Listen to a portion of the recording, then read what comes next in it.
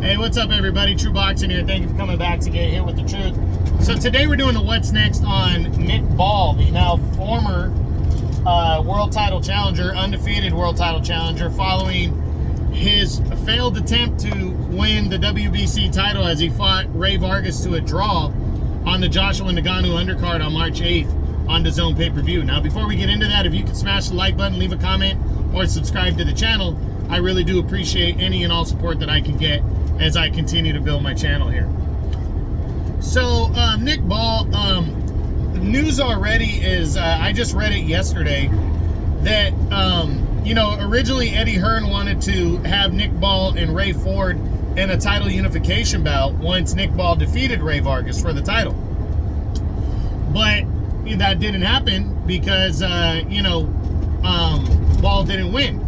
But it looks like they're going to follow, he wants to follow through with those plans anyways and have Nick Ball challenge Raymond Ford. That's not a lock, though. We don't know that for sure yet, but that's what it's looking like right now. But let's run through the rest of the top 10 just to be sure about Nick Ball's possible next opponent. We start with Luis Alberto Lopez, the reigning IBF champion. Would love to see this fight.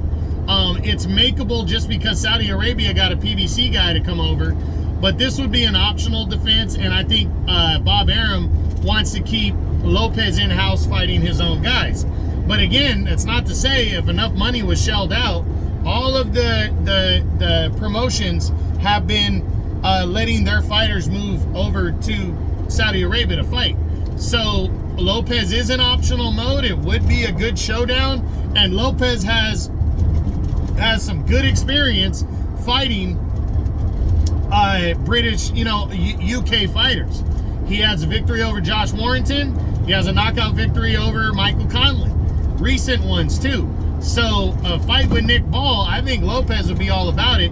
But the two sides would have to come together or get Saudi Arabia involved.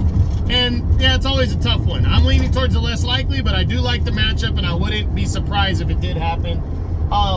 Lee Wood is moving up to 130. Even though it's a makeable fight for, you know, for Eddie Hearn, I think he still wants Nick Ball right now, at least for the moment, to try to go after the title again here at 126, and then maybe move Nick Ball up after that. So right now, it doesn't seem likely that Nick Ball's on the move to 130. Then there's Brandon Figueroa. Love the matchup, but Figueroa seems to be out of the mix completely. Maybe something's going on for him to where he's been completely taken out of the mix, because Nick Ball only got the title shot because Figueroa obviously is not the interim champion, and because he was supposed to fight Rey Vargas for the title, and now that just isn't happening. So not sure what the situation is there.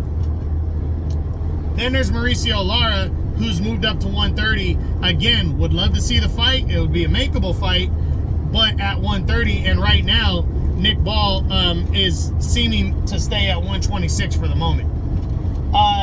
Then there's a rematch with Rey Vargas. Don't see it. I mean, I'd love to see it, but I don't think it's an option right now. Hasn't been talked about. I'd love to see it, but I don't think it's going to happen, to be honest. Then there's former champ Josh Warrington. Another one I'd love to see, but Warrington seems to be on the move to 130 to take on Lee Wood in a rematch. I think it's a fight that definitely could happen down the road, but Nick Ball seems to be staying at 126. Then you got Rafael Espinosa, the undefeated champion. I think it's a bad matchup, and he's tied with Top Rank. I don't see this one going down, but you never know. But again, I really think this is a bad matchup because what's his name is very tall. I think he's 6'1", is Espinosa, and what's his name is 5'2", Nick Ball. So I don't see this one.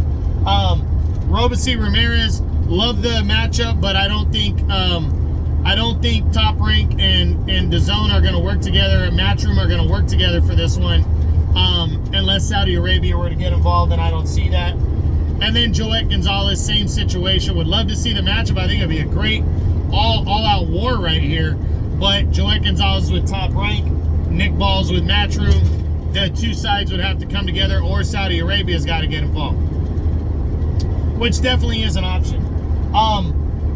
Other, you know, options, he's not really, his highest rank was in the WBC. If the WBC wants to allow him to fight for that mandatory shot again, he's probably going to have to fight in another eliminator Ruben Villa is the next highest rated contender at number 2. That one would be a good matchup right there. But we got to wait and see if that's possible. But I do believe that they are gonna have the two sides fight. They're gonna have Raymond Ford and Nick Ball for the WBA title, which is a huge opportunity for Ball, especially coming off of a title shot here, to get a second one right away like that on a big undercard in Saudi Arabia would be huge. And Nick Ball, I think that's his best option. I think that's probably what's going to happen. So we'll see. But that's it. That's what I got. That's my what's next on the reigning and undefeated, the undefeated, now former world title challenger Nick Ball, following his draw with Rey Vargas as they fought for the WBC featherweight title on March 8th on the Joshua Nagano DAZN pay-per-view undercard. I hope you enjoyed the video. If you did, smash the like button, leave a comment, or subscribe to the channel. I appreciate any and all support. This is True Boxing. You've been hit with the truth.